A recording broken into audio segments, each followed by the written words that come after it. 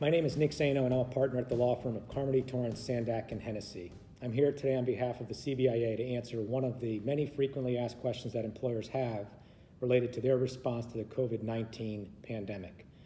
One common question is whether the WARN Act applies to layoffs and furloughs resulting from the COVID-19 pandemic. The short answer is that the WARN Act may very well apply to layoffs or furloughs extending beyond 6 months if the other requirements of the WARN Act are met. The WARN Act generally applies to employers who have at least 100 or more full-time employees or who have 100 or more full-time employees, including part-time employees, who work at least a combined 4,000 hours per week. Under the WARN Act, covered employers must provide at least 60 days advance written notice of a mass layoff or a planned closing that impacts 50 or more employees over a 90-day look-back period. A mass layoff is defined as an employment loss that impacts at least 50 full-time employees and at least 33% of active full-time employees at a single site of employment, unless the layoff impacts 500 or more employees, in which case the 1/3 requirement does not apply. A planned closing is the closure of an office or business unit that impacts 50 or more employees at a single site of employment.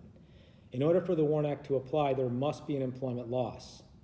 Generally speaking, if the furlough is expected to last longer than 6 months, then employees will be considered to have suffered an employment loss, and the WARN Act may apply if the other conditions are met.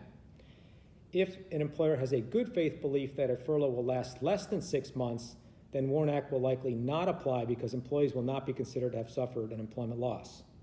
If there is an employment loss, there are 3 exceptions to the 60-day advance notification requirement.